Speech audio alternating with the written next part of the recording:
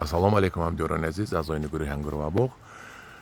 айни ҳол ман қарор дорам дар зери як дарахти ангур, ниҳоли буттаи ангури пурра касали ҷелзадагӣ, касали оидумзадагӣ, ва ман дар бораи ин касалӣ ба шумо ҳозир як камтар маълумот пешниҳод мекунам. ин буттаҳои ангуре ки мебинед, инро хунукзадагӣ аст, лекин кам кам баста аст ва дар натиҷаи нигоҳ накардан инчунин ҳамаи ин хушҳо ба касали ҷилд задан, яъне шӯра задан мубтало гаштаанд. баросеш ин оидиум мешавад. мучистар ҳастам мегӯянд, ман ҳамин хел касал шудааст ва сабаби инро ман ҳозир ба шумо гап мезанам. хай хулоси гап ҳамин тамоми ҳамин дарахт касал задагӣ ва ман ҳозир ба шумо нишон медиҳам ки мара бинед, касал гӯё ки танаш пури орд шудагӣ, хокистар задагӣ, инро ҷелзадагӣ мегӯянд, шӯразадагӣ мегӯянд ва ҳамхел мекафад, дандонаш буромада гиз хандида меистад, ҳамхел дандонаш кушода. ман ҳамхел дидед, ин ангур аз нашонамо боз дошта шудааст дар натиҷаи касалӣ. ин ангур меваҳояш майда майда шудагӣ ва касалӣ шудагӣ. инро касалии шӯразадагӣ мегӯянд. шӯрзада аст, ҷелзада аст мегӯянд, оидиум мегӯянд. инро бар русияш бо мучиста раса мегӯянд.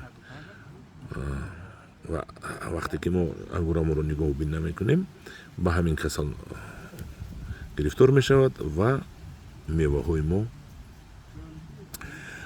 аз байн мераванд ва инчунин худи касал, худи дарахт ниҳол навдаҳояш касалӣ мешавад. барои соли оянда бисёр зарари калон дорад. барои соли оянда хуб нашонамо намеёбад, навдаҳояш касалӣ мешаванд ва ин зарари касали имсола ҳам имсол зарар мерасонад, ҳам ба соли дигар, ҳам баъд дар танаи навдаҳо касалӣ микробҳояш, буғумҳояш хоб мераванд, грибокҳояш, ва соли дигар боз ин касалӣ аз нав пайдо мешавад. барои ин касалӣ нашуданаш мо чӣ кор карданам дар кор?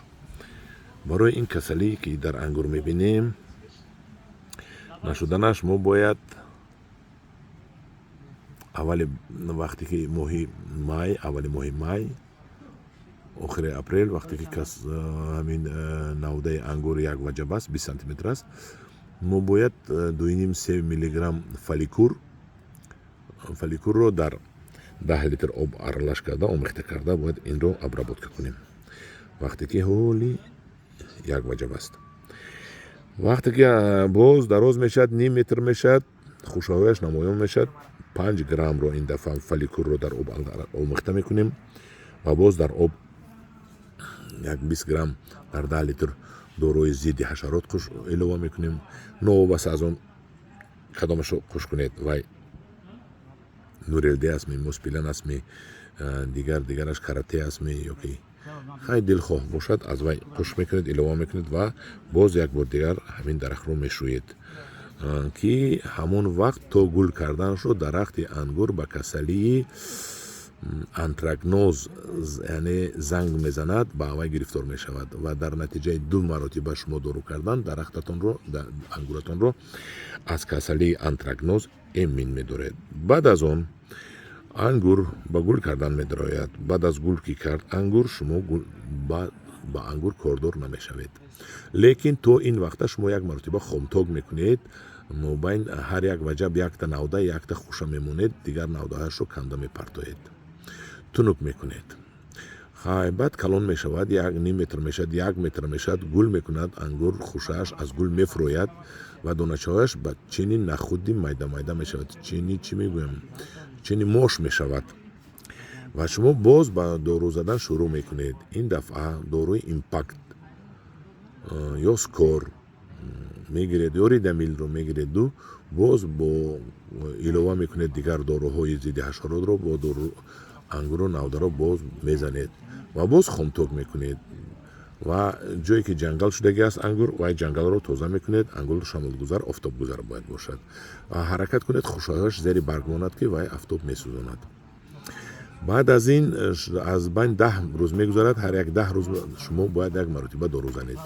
معیار دارو را شما دارو فروش در مغازه میگوید که چند گرم در چند لیتر آب ارالش کنید و همین طور شما هر یک 10 روز دارو میزنید. در مابین 2 ماه حلقه 6 تا 8 مرتبه دارو میزنید.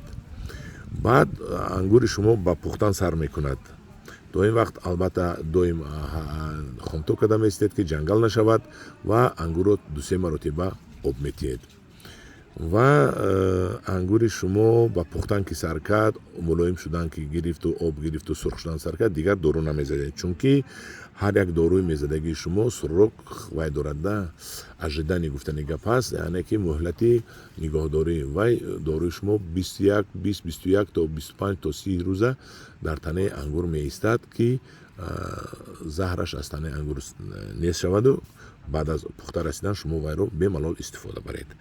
همین خیلی دیگر دارو نمیزنید. اگر که ماه ایول میشد گرمی میشد کسلی هم کم میشود در گرمی بسیار و انگور شما پخته میرسد. انگور شما پخته رسید انگور رو شما میچینید استعمال میکنید و بعد انگور رو که چیندید استعمال نمودید شما حتما باز داروی همون ایمپاک رو و داروی ضد حشرات 2 مرتبه دیگه یا 3 مرتبه میزنید. ماه اوگوست آخرش یا سپتامبر اکتبر 1 مرتبه 2 مرتبه میزنید، برای که ماه اوگوست آخرش سپتامبر حالا سالکنی میبیاد باز کسلی اوج میگیرد. باز شما دارو باید زنید و تا آخر سال شما نهال انگورتان رو ساق و سلامت به زمستان گسلانید که زمستان رو انگور شما ساق و سلامت با قوت گذراند و بعد زمستان باز در زیر بخش پارو ریخته پوبل میکنید. امافاس و نیترامافاس نیم کیلوگی و 1 کیلوگی میریزید و انگور شما دم میگیره تا فوریال. از ماه فوریال میبرید و باز از نو همین کاری من گفتگی سر می شود.